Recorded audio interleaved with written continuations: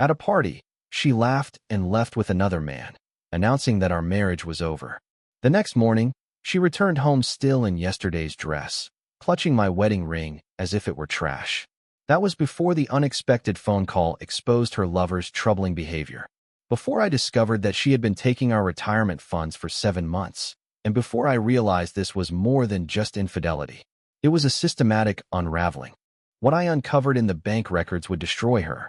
My name is Dalton Pierce. I'm 44, and I once thought I had everything figured out. IT consulting brings in enough to keep our family living comfortably in suburban Denver. Charlotte and I have been married for 16 years, and our son Elijah just turned 12. On paper, we look like the perfect American family. Nice house, great school district, retirement savings growing steadily. I worked mainly from home, so I could drive Elijah to baseball practice and be there for the important moments. But marriage isn't something lived out on paper, is it? The cracks started appearing about 8 months ago, although I didn't recognize them then. Charlotte, who used to curl up next to me for our Friday movie nights, suddenly started taking urgent work calls during our family time. She began going out more with her friends, coming back late, always with an excuse about traffic or a flat tire. When I suggested that we have dinner together, just the two of us, she'd give me a look, not annoyed exactly, but as though I was disturbing something important. I convinced myself it was normal. After all, marriage counselors often talk about how couples need space to grow, right? Charlotte worked as a marketing coordinator for a medium-sized firm downtown, and she was ambitious. Maybe she was just focused on her career. Maybe I was being needy. The night that changed everything was supposed to be a celebration. Charlotte's company was holding their annual holiday party at a fancy rooftop venue downtown. She'd been talking about it for weeks, bought a new dress, got her hair done. She looked stunning, the kind of beautiful that reminded me of why I fell in love with her in the first place. "Are you sure you don't mind staying home with Elijah?" she asked, adjusting her earrings in the hallway mirror. "Of course not," I said, kissing her cheek. "You have fun. You deserve it after all the hours you've been putting in." She smiled, but it didn't reach her eyes. "Thanks, Dalton. I'll probably be late. You know how these things go." I should have gone with her. I should have insisted, but I didn't want to be the jealous husband who couldn't let his wife have her own life. So, I stayed home, helped Elijah with his homework, and watched the Denver Broncos lose another game I had recorded. At the party, she laughed and left with another man, telling her coworkers that our marriage was already over. But I didn't know that yet. I wouldn't learn the truth until the next morning, when everything I thought I knew about my life came crashing down. I woke up at 6:30, same as always. The bed beside me was empty, the sheets cold. Charlotte's pillow was untouched. I thought she'd crashed at her friend Sarah's place. Wouldn't be the first time after a company party. I made coffee, got Elijah ready for school, packed his lunch, just a normal Tuesday morning routine. "Where's Mom?" Elijah asked, shoving cereal into his mouth. "She had a late night at her work party," I said, ruffling his hair. "She'll probably sleep in today." But she wasn't sleeping in. At 8:45, just after I dropped Elijah off at school, I heard the front door open. Charlotte walked in, wearing the same black dress from the night before, her makeup smeared, holding her heels in one hand. She froze when she saw me standing in the kitchen doorway. "You're up early," she said, avoiding my gaze. "Same time as always," I replied, studying her face. There was something different there, not guilt exactly, but something harder. "Rough night?" I asked. Charlotte walked past me to the coffee maker, her movements careful, deliberate. "Sarah's couch isn't exactly comfortable." I knew Sarah. She was married to my buddy Rick from the bowling league. Sarah lived just 15 minutes from the party venue, not 45 minutes, like Charlotte's drive home would have been. Sarah mentioned the party was pretty wild when Rick called this morning, I said, watching her reaction. Charlotte paused with her hand on the coffee mug. "Rick called you?" "Yeah, around 7. He was looking for his wallet. Thought maybe he left it in Sarah's car." I hadn't talked to Rick, but Charlotte didn't need to know that. Sometimes my IT background comes in handy, debugging problems, spotting inconsistencies in systems or stories. She turned around then, and I saw something in her expression that I'd never seen before. It wasn't the woman I'd married, not the mother who used to read bedtime stories to our son. This was someone else entirely. "Dalton," she said, her voice steady and cold. "We need to talk." "So, what happened last night, Charlotte?" I asked. For the first time that morning, She smiled. That smile told me everything I needed to know about how my marriage had ended without me even realizing it was falling apart. Charlotte's smile faded when she saw I wasn't breaking down. Maybe she expected tears, desperate pleas to change. Instead, I pulled out my phone and opened the security app for our home cameras. "What are you doing?" she asked, her voice sharp. "Checking the garage camera. See what time you actually got home." I scrolled through the footage. "Interesting. Your car pulled in at 3:47 a.m. That's pretty late for Sarah's couch." Her face drained of color. "You're spying on me now? I'm protecting my family. There's a difference." I placed the phone on the counter between us. "So, let's try this again. Where were you last night?" Charlotte stared at the phone like it was a snake ready to strike. Then, she laughed, not the nervous giggle I remembered, but something bitter and cold. "Fine. You want the truth? I was with someone from the party. Someone who actually sees me as more than just a housekeeper and a taxi driver for our son." The words hit like a punch, but I kept my voice steady. "Who does it matter? The point is, I felt alive for the first time in years. Do you understand that, Dalton? Alive." I picked up my coffee mug and took a slow sip. "So, this isn't just about one night. This has been going on for a while." She looked surprised that I figured it out so quickly. "A few months." "How many months?" "Since August." "6 months." I did the math automatically. Our 15th wedding anniversary dinner, when she seemed distracted. The weekend she claimed to visit her sister, but came back with a tan from somewhere sunny. All those late-night work calls. "What's his name?" I asked. "Kieran Mills. He works in digital marketing for a tech startup," she said, as if proud of him, like he was some kind of prize she'd won. "Married, divorced 2 years ago. Kids?" "No." She emphasized the word like it was an advantage. I nodded slowly, processing the information as if I were analyzing a system failure. Identify the problem, understand the scope, determine if it can be fixed, or if it's time to replace the whole system. "Charlotte," I said finally, "I need you to understand something. This conversation isn't about winning you back. It's about figuring out how to protect our son while we end this marriage." Her confident expression wavered. "What? You heard me. I'm not fighting for a woman who's been lying to me for 6 months. I'm planning for what comes next." I stood up, dumping the rest of my coffee in the sink. "You can pack a bag and stay wherever you want while we sort out custody and finances. But I'm not going to play this game where you pretend to be conflicted while you're already gone." For the first time that morning, Charlotte looked genuinely shocked. Maybe she thought I'd beg her to stay, promise to change, or give her the dramatic scene she could use to justify her choices. Instead, I walked upstairs to start calling lawyers. Elijah came home from school at 3:15, just like always. I was waiting in the kitchen with his snack, apple slices and peanut butter, the way he liked it since he was 5. "Dad, where's Mom's car?" he asked, dropping his backpack by the door. "She's staying at a friend's place for a few days," I said, keeping my tone casual. "We're working through some grown-up stuff." Elijah studied my face with those sharp 12-year-old eyes that missed nothing. "Are you getting divorced?" The question hit me harder than Charlotte's confession had. This was the part I'd been dreading, explaining to our son that his world was about to change forever. "Buddy, come sit down." We sat at the kitchen table, where I'd helped him with countless homework assignments, where we built model airplanes and talked about everything from baseball stats to why some kids at school were mean.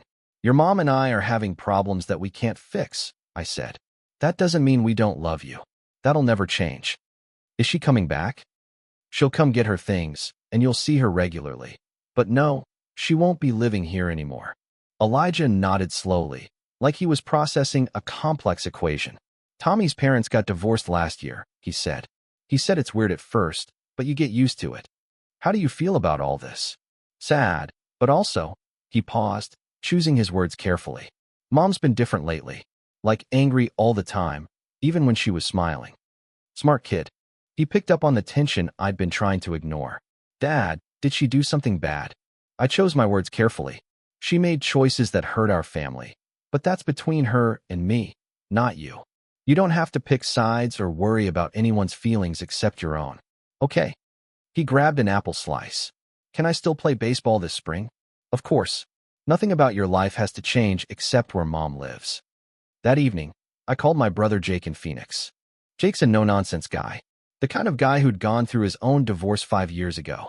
"She's been cheating for 6 months," I explained. Really? Jake asked, sounding surprised. And she just confessed this morning, like it's no big deal? Pretty much. Brother, you did the right thing. Don't let her turn this into your fault. She's the one who broke the vows. I know, but Elijah is taking it hard. Kids are tougher than we think. Just be consistent, be honest, and don't badmouth his mother, even if she deserves it. After hanging up, I sat in my home office, making lists, lawyer recommendations, custody schedules, financial planning. My IT training kicked in.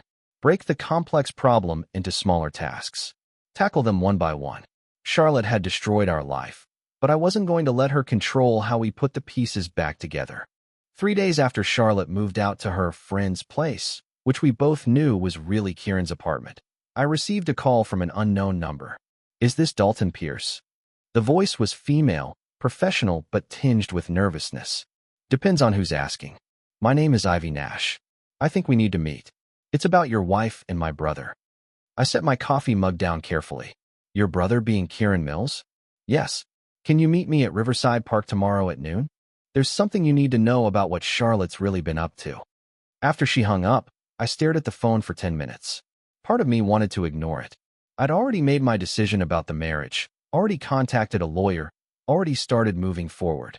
But another part of me, the part that debugged systems for a living, needed to understand the full scope of the problem.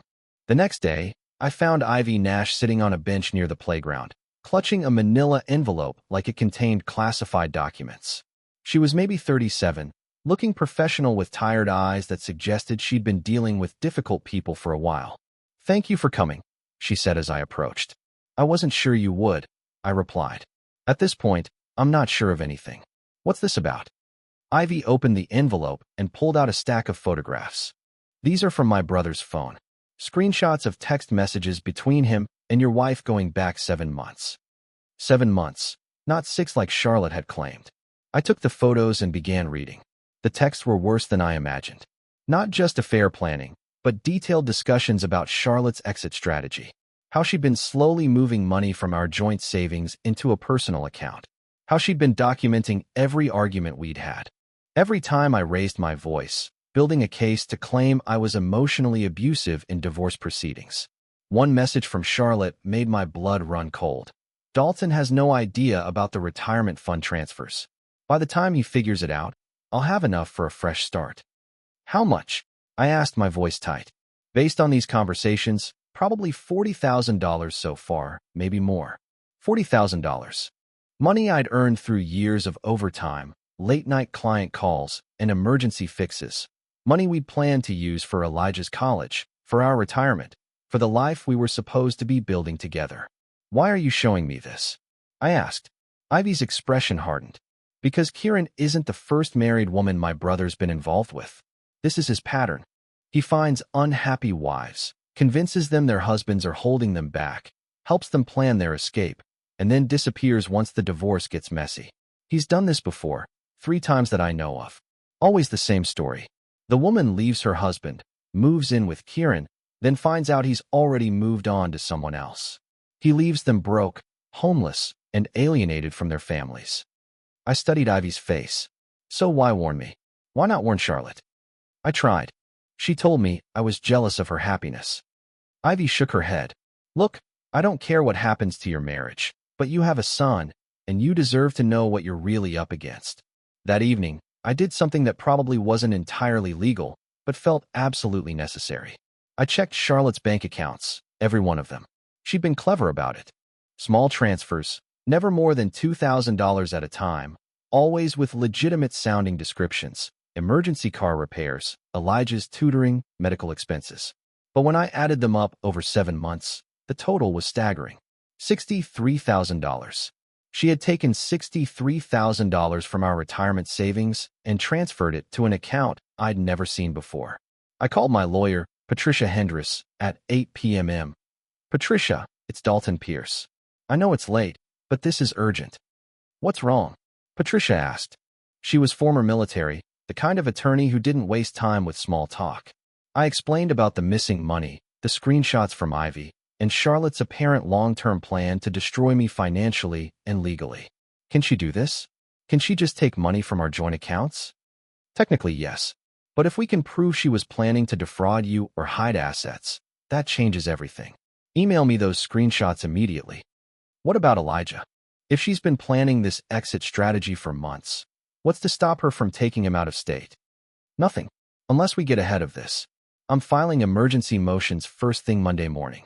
Temporary custody order, asset freeze, the works. After hanging up, I sat in my office, thinking about the woman I'd married 16 years ago. The nursing student who'd held my hand during my father's cancer treatment. The young mother who stayed up all night when Elijah had pneumonia. The wife who celebrated every promotion, every client success, every small victory in our shared life. That woman was gone, had been gone for months, maybe years, while I was busy trying to provide for a family that one member was actively planning to destroy. But I wasn't going to let her take my son, and I wasn't going to let her steal the future we built together, even if she no longer wanted to be part of it. Around 10 p.m., Elijah knocked on my office door. "Dad, you've been in here for hours. Are you okay?"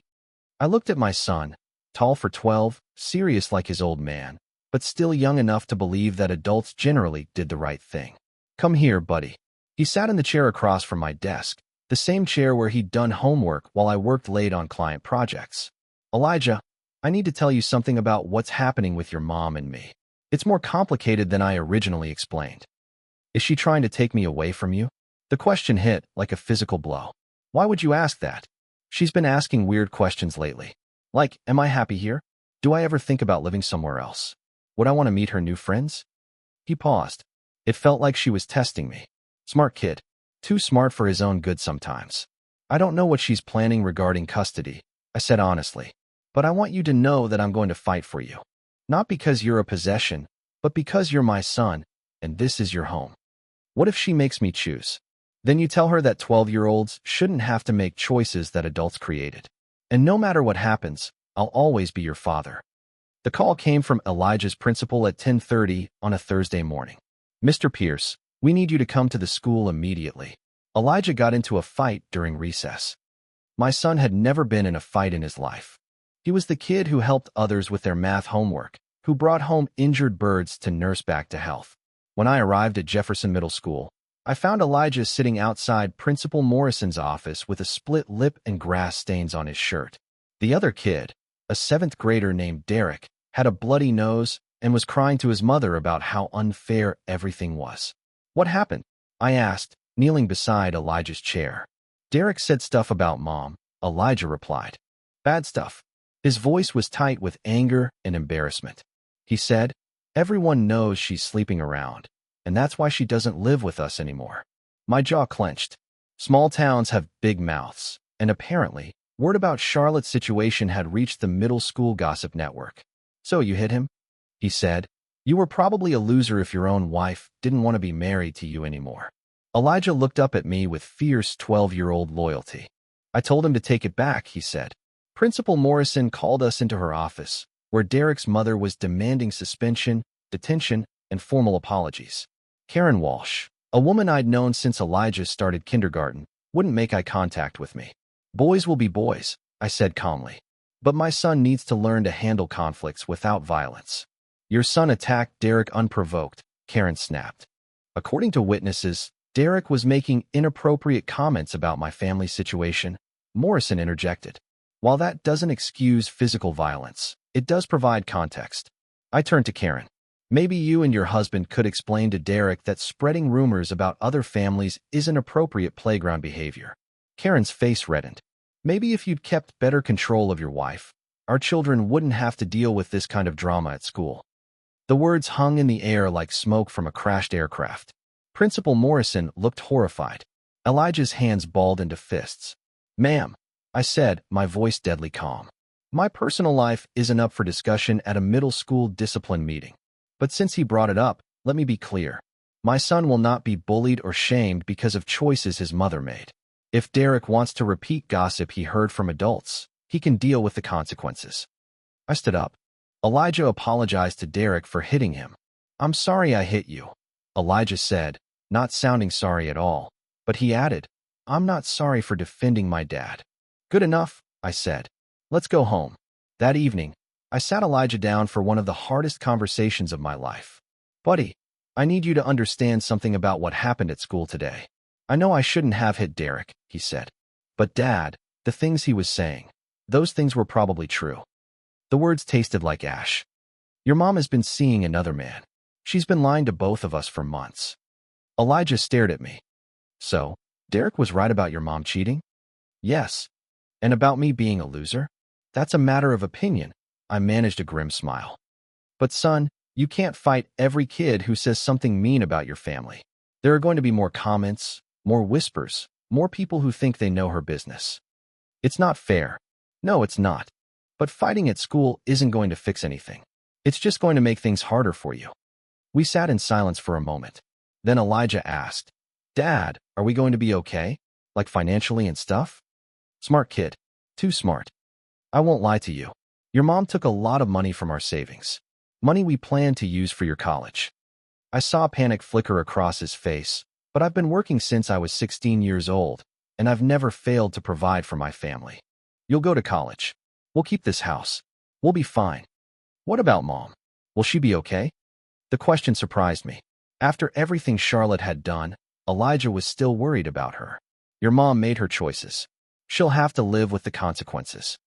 Do you hate her? I considered the question carefully. I'm angry. I'm hurt. I feel betrayed. But hate? No. You can't hate someone for 16 years and then suddenly start. Besides, she's still your mother. Can I ask you something else? Always. When you and Mom got married, did you think it would end like this? No, buddy. When I married your mom, I thought we'd grow old together. I thought we'd watch you graduate, go to college, maybe get married yourself someday. I thought we'd be grandparents together. I put my arm around his shoulders. But sometimes people change in ways you don't expect. Sometimes they become someone you don't recognize. Like your mom became someone who lies and steals. Like your mom became someone who forgot that families are supposed to take care of each other, not hurt each other. That night, after Elijah went to bed, I called Charlotte. She answered on the fourth ring, sounding breathless and annoyed. What do you want, Dalton? Our son got into a fight at school today because kids are talking about your affair. Silence. Charlotte, are you listening to me? It's not my fault kids repeat gossip. It's your fault there's gossip to repeat.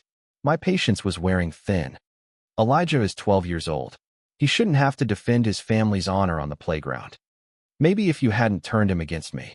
Damn, I haven't said a word against you to that boy. But he's not blind, and he's not stupid. He knows something's wrong when his mother disappears for days at a time. I'm building a new life, Dalton. I'm sorry if that's inconvenient for you. The casual cruelty in her voice hit me like a slap. This was the woman who'd once cried watching Elijah take his first steps. Charlotte, tomorrow I'm filing for full custody and requesting that all marital assets be frozen until we go to court. My lawyer has evidence of the money you've stolen. Dash. Stolen. That's our money. Dash was our money. Now it's theft. I kept my voice steady. You made your bed. Time to lie in it. 6 weeks later, I was sitting in family court, watching Charlotte's lawyer try to explain why stealing $63,000 was actually financial self-preservation. My phone buzzed with a text from Ivy Nash.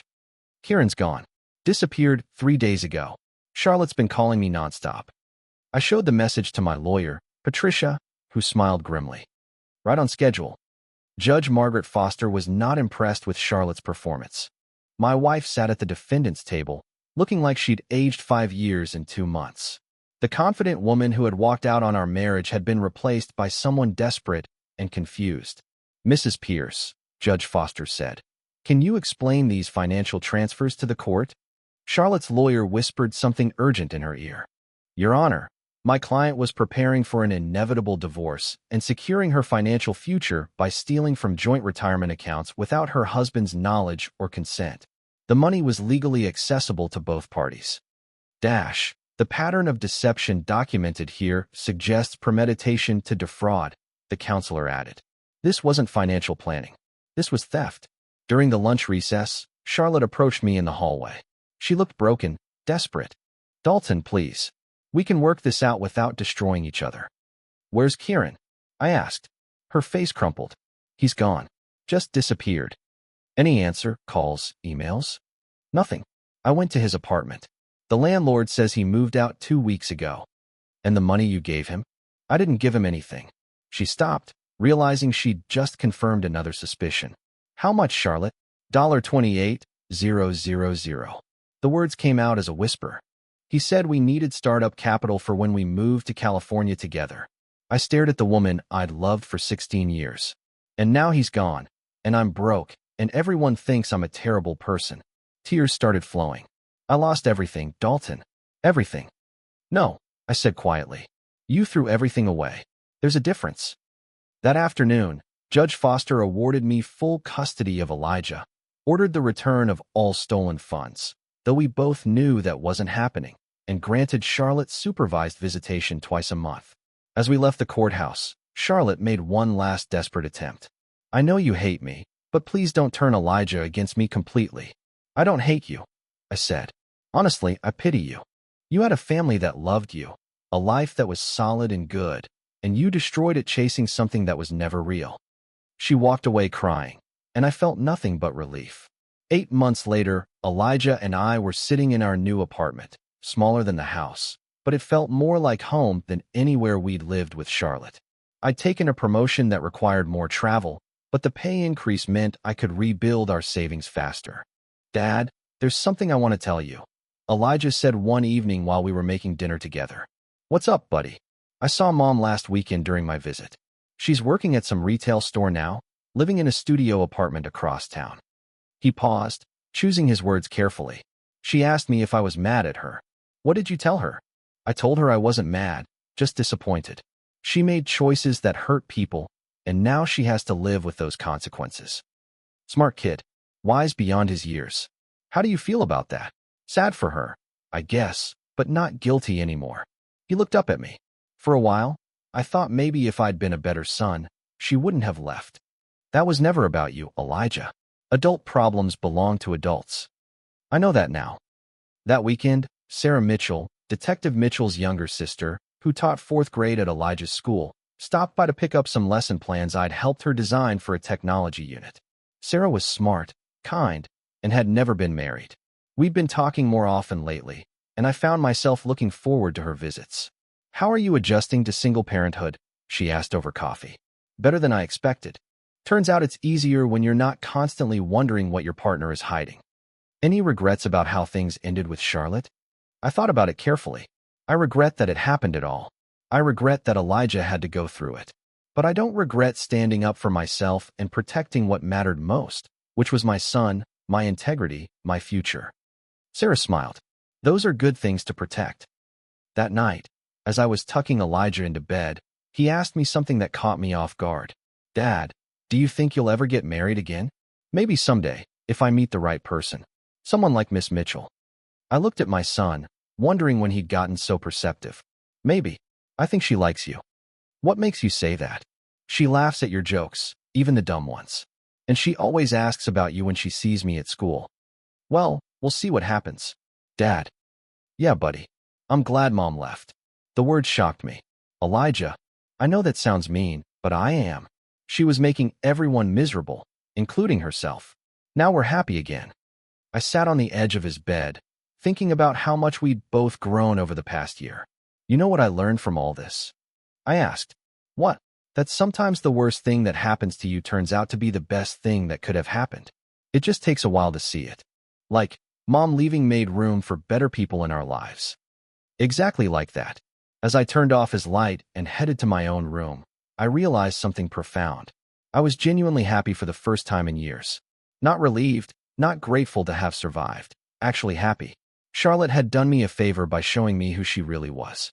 Now I could build something real with someone who deserved it.